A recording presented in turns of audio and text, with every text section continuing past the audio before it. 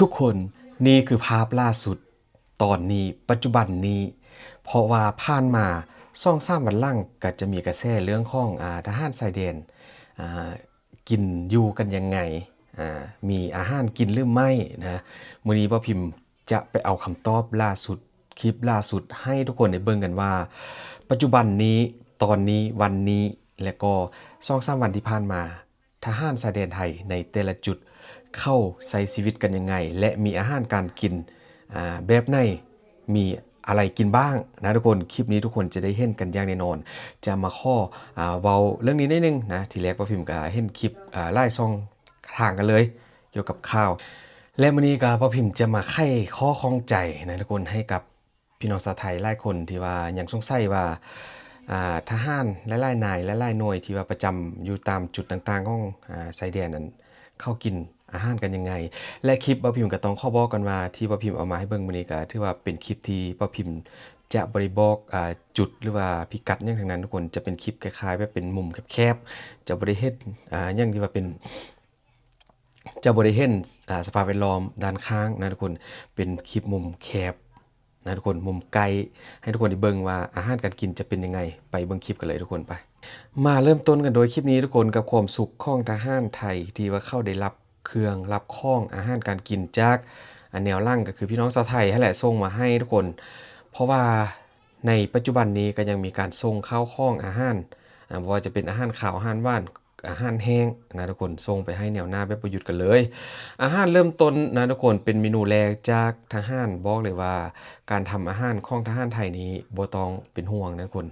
สุดยอดแน่นอนแต่ละเมนูนี่ก็บ่ได้ง่ายๆนี่คืออาหารที่ทหารหน้าแนวเขาต้องการกินนะทุกคนอยากกินที่สุดก็คือซอยจุแล้วก็จะเป็นพวกลาบนะทุกคนเป็นน้ำตกจิ้มน้ำแจ่วจิ้มแจ่วทุกคนเป็นเมนูที่ว่ากินแบบมันเป็นอาหารที่ว่าอยู่ท้องอะนะทุกคนและต่อมาทุกคนโอ้โหนี่คือปลานิ่นนึ่งคล้ายๆกับนึ่งผักรวมแดปลานิ่น2ตัวนึ่งกินอยู่ที่ท่านทุกคนเป็นสิ่งที่ว่าหลายคนอาจจะบ่คิดนะว่าอาหารไทยตอนนี้กินอะไรกันบ้างอยากให้ทุกคนเบิ่งไปยาวๆกับเบ้าพิมพ์เลยทุกคนมื้อนี้ก็ได้รวบรวมมาให้ทุกคนได้เบิ่งนี่ก็คือบรรยากาศห้องครัวอยู่ที่ท่านของเราทหารทุกคนเห็นบ่ป่านึ่งสมุนไพรแล้วก็จะใส่ผักเข้าไปเยอะๆนะทุกคนเดี๋ยวทุกคนก็จะเห็นภาพที่ว่านั่งรวมกินข้าวสามัคคีนี่เลยนะมีหลายคนกันเลยที่ว่ามานั่งกินทุกคนมาต่อมาก็คือหมูแดดเดียวนะหมูแดดเดียวนี่ก็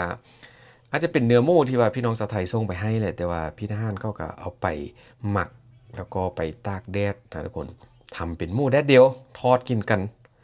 กับเพื่อนทหารด้วยกันทุกคนโอ้โหน่ากินแฮงบ่พิมพ์บอกเลยว่าบ่ได้อดอยากนะทุกคนบ่ได้อดอยากแล้วก็เป็นอาหารที่ว่ามีครบทุกหมวดหมู่แน่นอนนะทั้งของขาวของหวานผลไม้แล้วก็เนื้อทุกคนเห็นบ่นี่พี่ทหารเขาก็ซีมให้ดูเลยเป็นหมูแดดเดียวสำเร็จรูปนะที่ว่าพี่น้องชาวไทยส่งมาให้แหละต้นคลิปบ่พิมพ์ได้ไปเห็นมาละบ่แม่นว่าหมูดิบแล้วไปหมักทุกคนมานี้เลยคือสิ่งบ่พิมพ์โอ้โหบอกเลยว่าทหารอยู่หน้าแนวของเมืองไทยกินดีกว่าบ่พิมพ์อีกทุกคนอาหารแต่ละเมนูเห็นบ่พี่น้องชาวไทยส่งไปให้นี่ก็เป็นอาหารทะเลทุกคนกุ้งตัวใหญ่ๆพร้อมกับห้อยน้ำจิ้มซีฟู้ดเป็นแพ็คเป็นชุดแบบนี้เลยนะแล้วก็มีกุ้งดิบแด่อัดแข้งใส่แข้งไปให้ทุกคนพอไปถึงท่านถึงมือแล้วพี่ทหารเขาก็ออกมาขอบคุณนะทุกคนมีห้อยทะเลมีกุ้งมีปูมีปลาโอ้โหกินดีมากทุกคนอยากจะบอกว่านี่คือล่าสุดสดๆร้อนๆเลยบ่พิมพ์ไปเอาคลิปมาให้ดูทุกคนก่อไฟกันแล้วเดี๋ยวเข้าก็จะเอานี่เอากุ้งมาปิ้งมาเผานะทุกคนตัวใหญ่แฮงข้องทะเลที่ว่าส่งมาให้ก็ช่วยกันทำทุกคนทหารเขาก็ช่วยกันทำแล้วก็กินช่วยกันนะมีต้มยำแล้วก็น้ำจิ้มซีฟู้ดเผ็ดๆนี่กุ้งตัวใหญ่แฮงเบิ่งจักซอนเลยทุกคนตัวเดียวนะเกือบเท่าแค่ทหารใหญ่มาก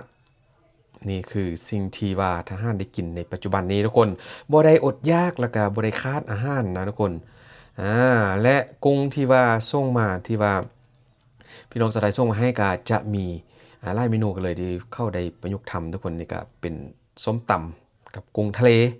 มีกุ้งสดแดแล้วก็กุ้งลวกแดนะคนมาต่ออีกตัวเมนูหนึงทุกคนโอ้ยเมนูนี้ก็โคตรน่ากินกันเลยนะจากฝีมือของทหารก็คือซ้ำซันทอดทุกคน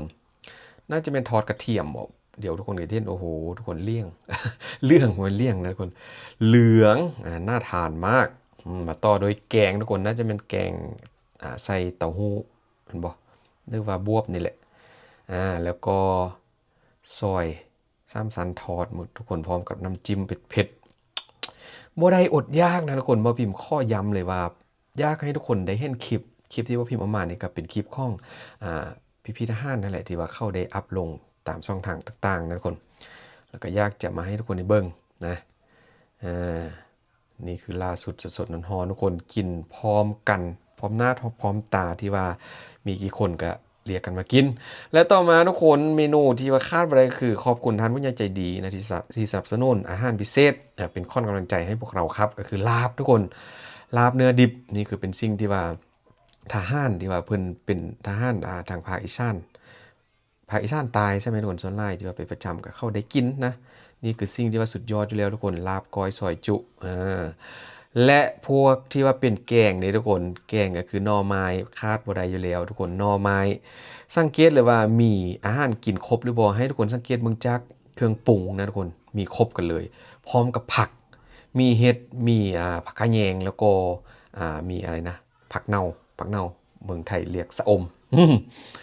นี่มาต่อกันโดยเนื้อลวกทุกคนแล้วก็ส้มตำแล้วก็จะมีออมเนื้อนี่กินแบบเป็นกุ้มกันเลยทุกคนมีครบนะอยากกินอะไรบ่แม่นว่าจะกินแต่อาหารแห้งอาหารสำเร็จรูปบ่พิมพ์ว่าบ่แม่นนะทุกคนและนอกจากนั้นที่ว่าบริเวณใกล้เคียงกันทุกคนล่าสุดก็มีการทำอาหารแจกจากทานผู้ใหญ่ใจดีนะทุกคนอันนี้ก็ทำเป็นไล่ร้อยกล่องกันเลยแหละที่ว่าไปแจกให้กับทหารแนวหน้าทุกคนนี่อันนี้ก็ถือว่าคนขึ้นรถเป็นไปแล้วส่วนหนึ่งเป็นอาหารกล่องนะทุกคนเป็นข้าวแกงเป็นหยังก็ว่ากันไปและต่อมาทหารเพิ่นก็ข้อโซฝีมือให้เบิ่งตึม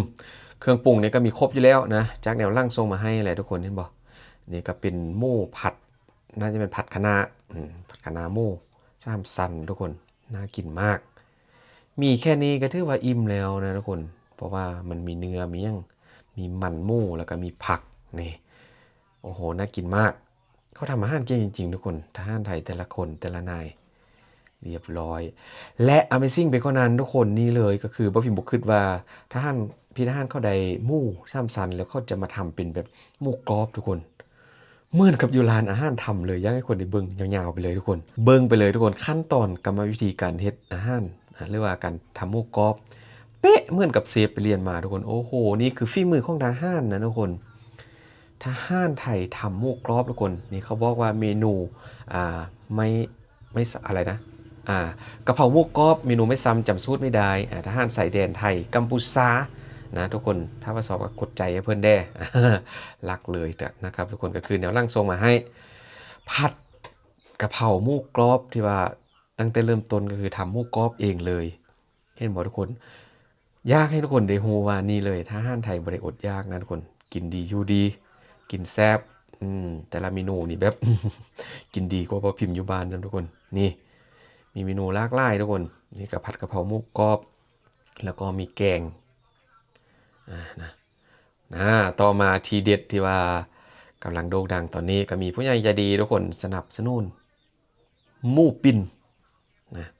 หมูปิ้นแบบกินได้ทั้งหมดทั้งท่านเลยนะทุกคนไล่คนกันเลยพอเป็นหมูตัวขนาดใหญ่พี่ทหารเขาก็ใส่วิธีการลงมือย่างเองปิ้งเองนะปิ้นเองเครื่องปรุงทาเข้าไปทุกคนพวกมุ่นกับมุ่นเหมือนกับร้านอาหารทำจริงๆเลยนะทุกคนแบบเก่งแฮงเพราะว่าการทำอาหารนี่ก็บ่เป็นง่ายๆนะคนแต่ละคนก็ต้องแบบบางคนก็ได้เรียนบางคนก็เรียนบ่เป็นและเมนูนี้ก็จะเป็นประเภทน่าจะเป็นลาบสุกนะทุกคนมีใส่ข้าวคั่วแล้วก็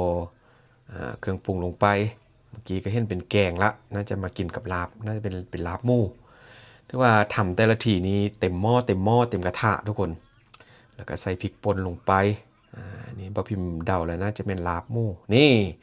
มากินข้าวสามัคคีทุกคนดูแลเขตรับผิดชอบชายแดนไม่ให้ใครมาลุกลานนะ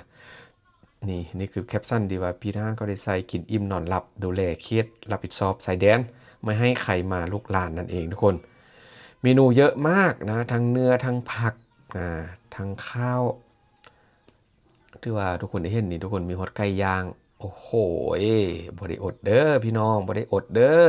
กินอิ่มแล้วพร้อมสู้และปกป้องประเทศชาติครับผมนะทหารไทยแล้วก็ติดธงชาติไทยเข้าไปนะทุกคนโอ้ยพี่น้องชาวไทยได้เห็นก็คงจะอุ่นใจแล้วต่อไปนี้บ่ต้องดราม่านะคุณค่อนข้างจะดราม่าเลยนะเพราะว่าผ่านมา2-3วันก็ว่าทหารไทยบ่มีอ่าอาหารกินแต่ของแห้งกินแต่ของสำเร็จรูปที่จริงบ่แม่นนะทุกคนผมได้เห็นคลิปใหม่ๆทั้งหมดก็จะเป็นแบบนี้เลยนะนี่หมูกรอบหมูทอด3ชั้นทอดแล้วเขาทำกินเองได้หมดเลยพี่น้องแล้วก็มีการรักษาอาหารทนุถนอมอาหารนะทุกคนเก็บไว้กินแบบรายเดือนรายวันเออันนี้ก็น่าจะเป็นผัดกะเพราหมูกรอบแต่ว่าคนละจุนะทุกคนละคายที่ว่าทำคะน้าหมูกรอบคะน้าหมูกรอบทุกคนเมนูจากสายแดนที่ว่าพี่น่านเข้าหลังสั้นออกมาและปิดท้ายโดยไส้กรอกอีสานอันนี้ก็หนึ่งกำลังใจจากพี่น้องชาวไทยแนวร่างทรงมาให้นะพี่น่านก็กระทอดกินไล่ลูกกันเลยกับไส้กรอกอีสานแจกใหญ่แล้วก็กินข้าวสามัคคีกันอยู่ที่ท่านของเราทหารกลาทหารเหนียวหน้าของเมืองไทยทุกคนน่ากินมากอ่ะโอ้โหเป็นยังไงกันบ้างทุกคนได้เห็นแล้วก็คงจะดีใจแล้วนะบ่พิมพ์ก็จะอัปเดตให้เบิ่งนะแต่ว่าจะบ่ได้เอาคลิปแบบเป็นภาพมุมกว้างให้ดูนะทุกคนเพราะว่าข้อปิดเป็นความลับแด้ก็คือทุกคนฮู้แหละก็จะพยายามเน้นเอาคลิปที่ว่าบ่เห็นท่านจะเห็นเป็นมุมแคบๆกับการกินอาหารทำอาหารแล้วก็ทหารไทยกินอะไรบ้างในช่วงนี้ก็ให้ทุกคนได้เห็นเป็นที่มอยแล้วนะทุกคนต่อไปก็คงจะบ่ต้องดราม่ากันแล้วแหละนะเพราะว่าแต่ละคนเข้าได้กินดีอยู่ดีนะกินอิ่มนอนหลับสบายกับอาหารหน้าเหนียวถึงว่าช่วงนี้ก็อาจจะลำบากเรื่องของฝนตกเพราะว่าเห็นข่าวมื้อเช้านี่ก็อยู่ที่บริเวณชายแดนก็ฝนตกทั้งวันทั้งคืน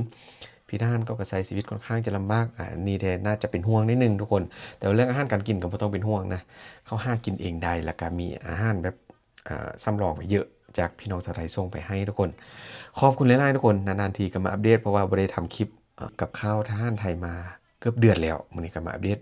ใหม่ล่าสุดให้ทุกคนได้เบิ่งทุกคนขอบคุณหลายๆที่ว่าอยู่กับคุณพิมพ์จนจบนะทุกคนขอบคุณอีกเต็มครั้งนึงกับกำลังใจดีๆจากพี่น้องชาวไทยขอบคุณหลายๆทุกคน